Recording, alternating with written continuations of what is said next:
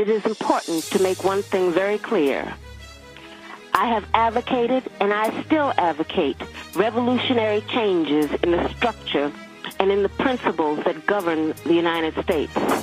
I advocate self-determination for my people and for all oppressed people inside the United States. I advocate an end to capitalist exploitation, the abolition of racist policies, the eradication of sexism, and the elimination of political repression. If that is a crime, then I am totally guilty. Hi, everyone. So, I brought my lovely friend Layla, my sister. I brought her here on my channel because I wanted to talk about something that's been affecting me low-key as I'm beginning my journey to graduation. So we're going to talk today about like Caribbean upbringings, but like I'm a first generational student and she isn't. So we're going to talk about how that affects us differently and how we're also very similar. So you want to introduce yourself? Yeah. Hi everyone, my name is Layla Ally on YouTube. I also have my own channel, and so we're doing a little collab today. So there'll also be a video on my channel with my lovely sister. So yeah, so I'm so excited. As you can see, she over here dancing like and I matched her. I was like, we're gonna be mad cute. I have a shirt with those colors, so we about to be mad cute. Like I'm weak. Alright, so I immigrated here when I was 4 years old, and I'm from Haiti, beautiful island of Hispaniola. I eat tea. Alright, that's my. Let me stop. I have to say that's everything to me. Like the fact that I'm Haitian, like honestly. Yeah. So yeah, I came here when I was 4 years old, and my mom is a single parent because my dad stayed in Haiti, and that like I feel like with most first gen students, like when your parents are not from here, it usually you become a parent, especially if you're the eldest. So I'm the oldest of 2 children from my mom and like 3 children from my dad, but my younger brother and I immigrated here when I was 4 and he was 2.5. So that left a lot of responsibility on me as the older sibling, because I had to kind of always be on top of things. Like I had to learn English really quickly to help my mom because she was always working, and coming to college is like a big thing for me because I'm the first in my family. Like my dad is actually a doctor in Haiti, but I'm the first in my family to be like a student here and actually complete college. Like I'll be the first in my family because my brother didn't attend college. So it's really difficult because the transition to coming to college was really difficult for me. I have my own separate story of my college journey, which I probably will discuss because it deals with mental illness. But it's been difficult because like financially, I'm also a financial supporter for my family, and I have to work a lot of the times. I had like 3 jobs at one point, and I was just trying to go to school and do everything, and that was like depleting my mental health. So I had to make sure that I was on top of myself. And now, even though I work and have like a 14-hour internship and everything, there are still responsibilities back home. Like once I leave here, I have to go work and make sure that my mom is good, even though she's a great parent and she makes sure that I'm good most of the time and she has supported me financially. But I still have to, I still have those burdens that I feel like a lot of other students have, but like especially for first gen students, because you have, it's called the black tax. Yeah. So once you're a first gen student and you're first in your family to go to college, your family actually starts to tax you because you're seen as the savior in your family. Like you're seen as, oh, you're the one that's gonna bring us all up. Like it's a lot, like base point blank period. It's just a lot to take on for yourself, and I feel like you let me know that I'm hard on myself sometimes because like it's my last semester and we barely been hanging out because I'm like working. When I come home I want to go to sleep, but we cook together, so we bond from that. Do you want to talk about your experience? So I'm Guyanese. Yeah.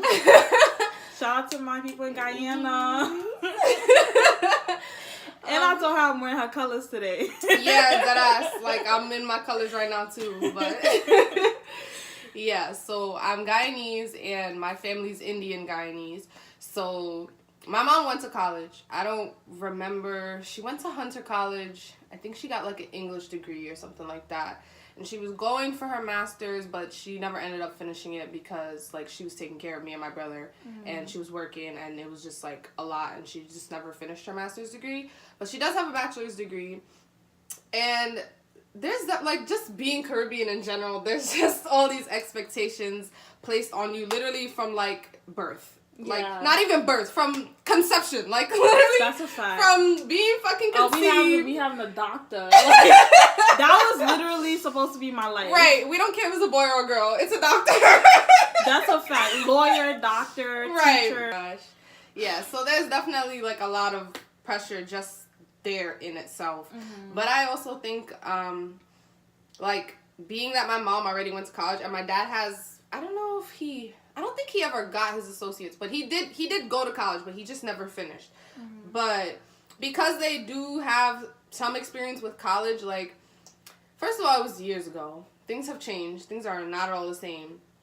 But I feel like because they have that background knowledge, they feel like they know a lot about college and what it's supposed to be like, and all these expectations. Like, so for me, like, I didn't declare my major until my sophomore year.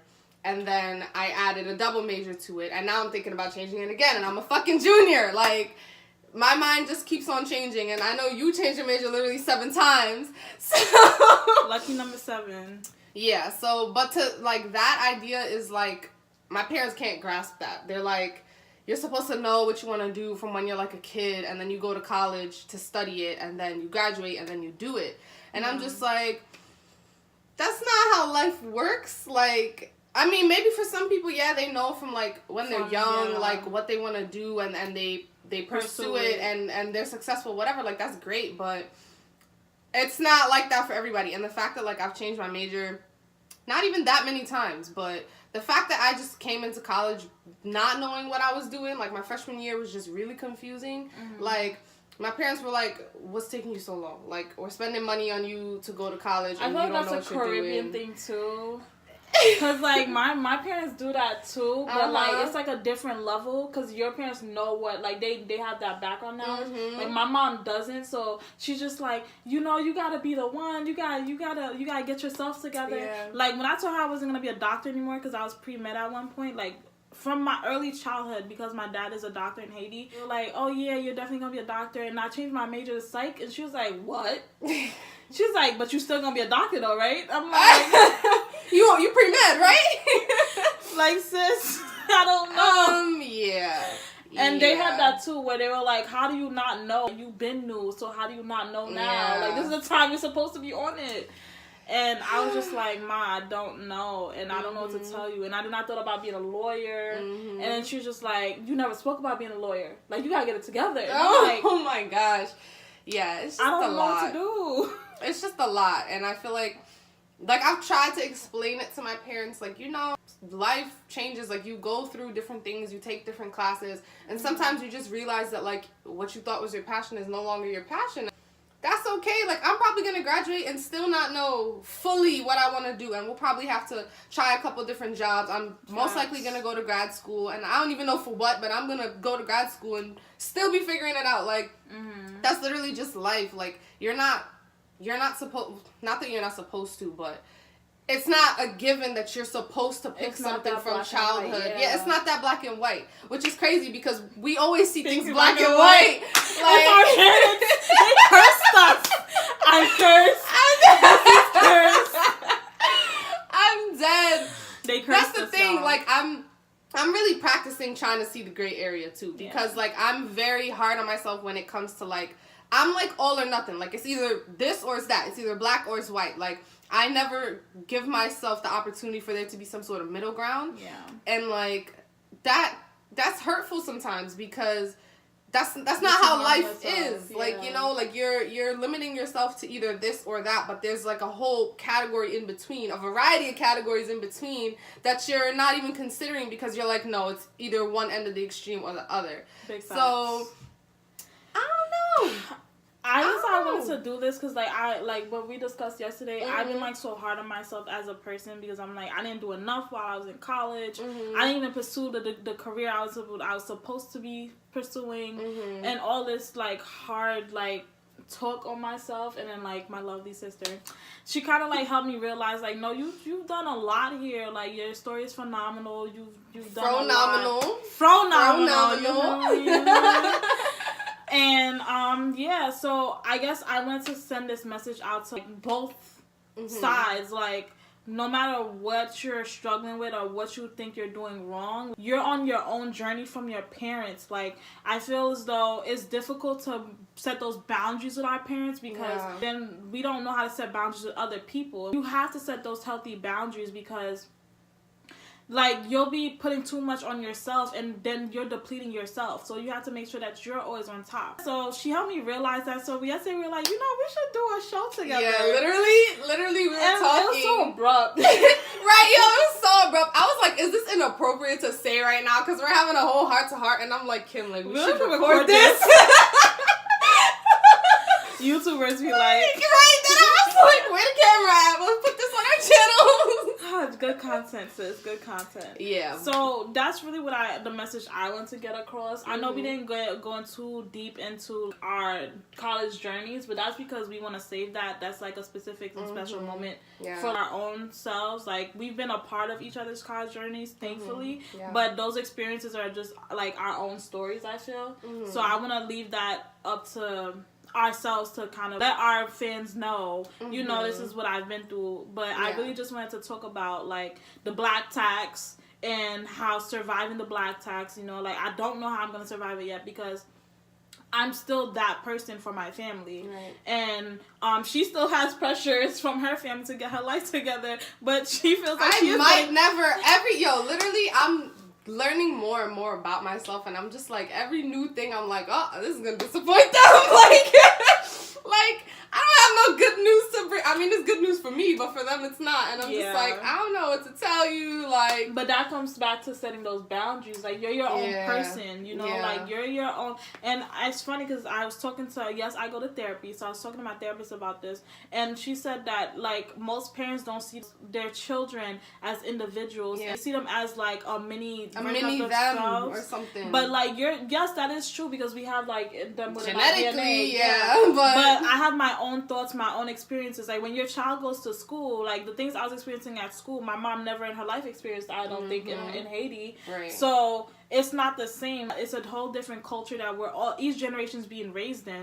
And I think we got to be mindful of that, and that's why it's important of setting boundaries. Because if you don't, bro, you will never grow up. Like, you will never have that freedom that you really want. Like, freedom to go out and party, that's okay, that's great. But that freedom of independence to be at peace with yourself and what you want and everything else that comes with that's a whole different type of peace. Like, that independence is wholly different. Like, to be able to think for yourself. And even then, we don't always 100% think for ourselves, but we gotta start somewhere. Like, and I have had to start with my mom, and I love my mom, but at the same time, I had to set boundaries. This is how I think, and you don't have to agree with it, but this is what I'm gonna do for myself. Because social work was not in the plan, and somehow it is now. So I think I'm still kind of in the process of, like, trying to condition my parents to think that way, because I don't know, like, whenever the topic comes up, like, for one, I'm gonna just be blatantly honest, like, I'm still learning how to properly communicate with my mother, because my mother, she don't, like, I don't even think she realizes it, but she be giving me, like, a tone, like, she be giving me an attitude, and she starts raising her voice. I'm like, Mommy, I'm not yelling at you, why are you yelling? She's like, I'm not yelling. I'm like, yo, now you getting me tight, and now we gotta start arguing because you don't know how to have a civil conversation. So I'm still learning how to speak to her wilding it getting to that, because like, she'll just get there without really thinking about it, and then I'm like trying to tell her, like, you're wilding right now, like, calm down, and like, I mean, I don't say it like that, obviously, but I'll be trying to tell her, and like, she doesn't get it, and then I get mad, and then she gets mad, and it just doesn't go very far. But I am glad that our generation what we're doing is, like, moving towards having healthy communications and stuff. Because I feel like even though I have a disposition and stuff, like, and my children might have that, I'm gonna teach them, like, oh, if you're angry, like, let's discuss this. Why are you angry? Like, you did something wrong. Like, okay, I'm gonna punish you in a way that's not gonna, like, dehumanize you as a person, because you're still a person at the end of the day. The older generation is very stuck in their ways, and it's like when they really grew up, like, with a certain type of upbringing, it's like you really can't change the way that they think, especially like now you're their offspring and they're just like, well, you don't know anything about this, whatever, you know. Like, whenever I try to, like, tell my mom something, she's just like, well, what do you know about this? What do you know about this? I've been alive for so and so years, you just a little kid, whatever. Like, you know, like, they don't really value our, like, what we have to say a lot of the time. And then when I do try to call them out on things, it's like disrespect. That's a whole other conversation. Like, yo, literally, like, whenever I try to tell my mom anything, whenever I try to express any type of opinion that is not her opinion, like, it's disrespect. And I'm just like...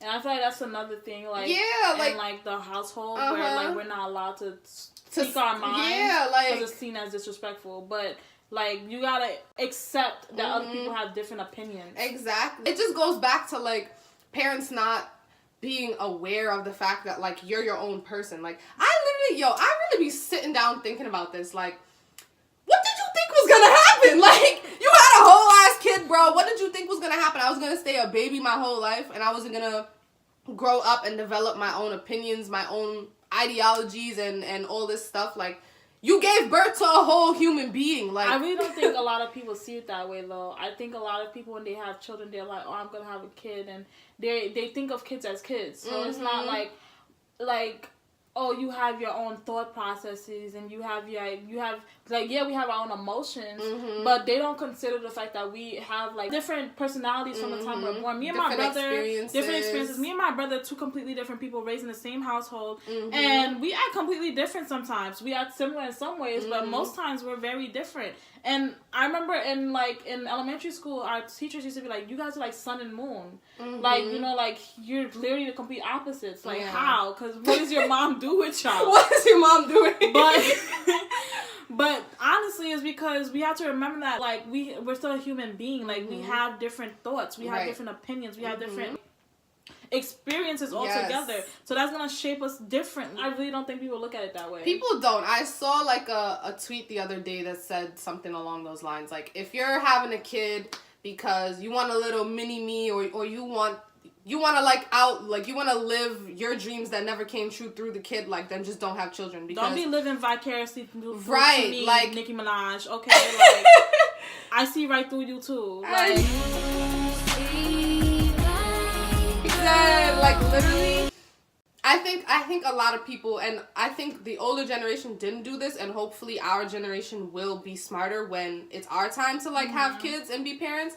I think you really got to take that into consideration. Like, I'm about to bring another human being into this world, and they're most likely not going to be the same as me. Like, they might have their own opinions and their own thoughts and their own, all these things. Like, you know, like, you can't expect your child to be like your splitting image. And I feel like our older generation really did not, like, that's why they had kids. Because that's what they wanted, and that's not a valid reason to have kids. Because from birth, you're putting this child to all these expectations when they don't even know who they are yet, and you're not giving them the opportunity to figure out who they are. And that's, like, a whole other conversation. We could get into that, but that's a whole other conversation. Like, there's layers of this conversation. Yeah. And I think that's why, like, I want to talk about it, because I feel like it's not discussed enough. I mean, it's discussed amongst our friend groups, but it's not critically, if you really critically think about this, like, setting boundaries with your parents is very important. Yeah. Like, it's really important to knowing who you are as a person, because I mean, you set boundaries with your spouse, with your boyfriend, girlfriend, your friends. You let them know, oh, I can't come see you this today, da da da. Why can't you set boundaries with your parents? And if you really can't, you need to reevaluate, like, how can you do that? Because that's why, like, we have toxic upbringings, because, like, my experience, I wasn't allowed to speak up for myself most of the time. It's important to start, like, critically thinking about these topics. Like, okay, so me and my mom and dad, like, we didn't have the best relationship growing up, and why is that? Like, are you carrying around your generational cycles? Because we're systemically affected by poverty, racism, classism. Are those things affecting your parents that they've not affected you, and how can you break that? Like, that was my purpose and our purpose of having this video. Yeah, definitely. So, anything you want to say? I'm trying to think of how to end it on, like, how to wrap it all up, I guess. I don't know. Everybody's experiences are different. That's true. Everybody's experiences are different, whether you're first gen or not. Like, regardless, like, if you're a person of color anyway, and even if you're not, like, I'm not gonna say that because other people don't also have their hardships with family and finances and whatnot. Everybody has their own experiences when it comes to parents and college and all that stuff. But I feel like our generation is in a place where we really do have the power to break the cycle, and we just got to start thinking more critically about it and being more aware of it, because a lot of us are not. Like, we kind of walk around and don't really stop and take the time to think, like, wow, like, I'm really in college right now. Like, what am I going to do after this? What am I going to do with everything that I learned? How am I going to change things in my family? How am I going to change things in the future when I'm a parent, you know? And just contribute to society in that way that it really needs. Because it seems minuscule, but it's not, because you're leading new generations. Like, your offspring's going to have offspring, and what you're teaching them is going to teach the next generation. Yep. So let them be that little spark in all the darkness. All right? It starts with you. That's what's right. So thank you for enjoying my channel. Yes. And having my lovely sister here with us. And I hope you guys stay tuned for everything that's next to come. Make sure you check out her YouTube channel. Yes, my name is Layla Ally. Check it out. I'm you know, I got a little something on there, you know. I got a little something. She has really great content, you guys. Make sure you check it out, all right? No, it's on a serious note. Yes. So I'll see you guys next time. Yes. Bye.